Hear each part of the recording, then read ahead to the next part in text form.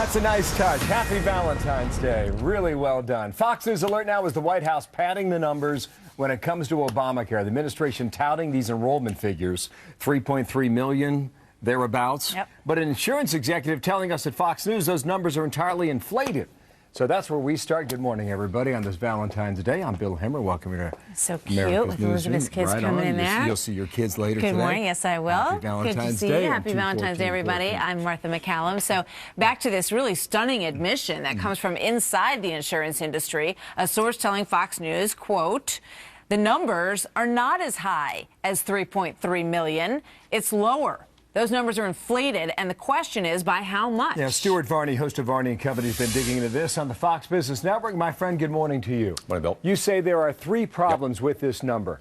Give me one problem. Okay, let me spell it out for you. Number one, that 3.3 million is an inflated number. It may be 10 to 25% too high. Now, 3.3 million people enrolled does not mean to say that 3.3 million people have paid for insurance.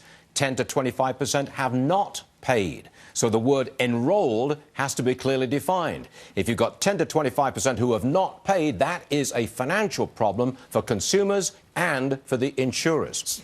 Problem number two, let me roll on here, Bill. Yeah, number two, 25% of these enrollees, only 25%, are young people, 18 to 34. This program needs 40% young people signing up and paying to make it financially viable. And number three, insurance administration officials say the administration's got these numbers. They have to have these numbers. How else do they calculate the subsidies? And they're going to be embarrassed when the real numbers are released. Well, money is at the heart of this issue, you believe? Yes. How so, Stuart? Because if you don't have enough young people and you don't have enough people who've actually paid, that means a real financial problem for the insurers who will have to either put up the premiums or get a bailout from the government. Well, Ed Henry, to your point about the White House having the numbers, he's pushing back for the information. They say they don't have it. They say the insurance companies have it. Yeah. Talk to them. Yeah, okay. Mr. Carney said it's a private contract, private information between the individual and the insurance companies. But the administration, this is from insurance officials, the administration has to have the numbers. How else do they calculate the subsidy?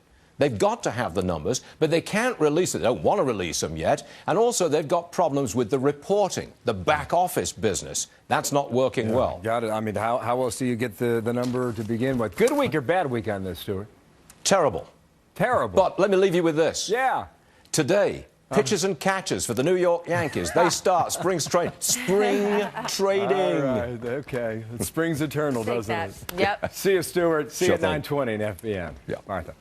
Well, former presidential candidate Mitt Romney is speaking out about the health care law, breaking down just what went wrong with Obamacare while on the Kelly File last night. Here he is. It's a real mess. Look, the implementation of Obamacare is one part of the problem. I think the breach of promise and the whole structure of how it's put together is the biggest problem. But the implementation having been an unmitigated mess, the president should have taken action with Congress to say, okay, let's delay the implementation. Even if you liked the thing, at least delay it because they're not ready for prime time. Well, that from Megan's show last night. Americans seem to agree with Governor Romney, too. New Fox polling show exactly what people think about it. 55% of those surveyed say that they wish the law had never passed. 37% disagree with that. When asked in the end whether they think the health care law was good or not, 51% say it's a bad thing. 42% say it is a good thing. Another poll asked whether or not the law was helping Americans or controlling American lives. 56% think it's about control. About 40% say it's aimed at helping. To Varney's big point, at foxnews.com, some insurance companies privately report up to 30% of enrollees have not paid a penny. That's not cool. So I mean, if the money doesn't come in, there's no way to support this. And the only other alternative to that is to raise premiums or to bail out the insurance companies. And the administration's already said that they would be willing to bail out the insurance companies. That was the clause that was in the original bill. So we're going to see where this goes. But those numbers not encouraging. Find the money somewhere.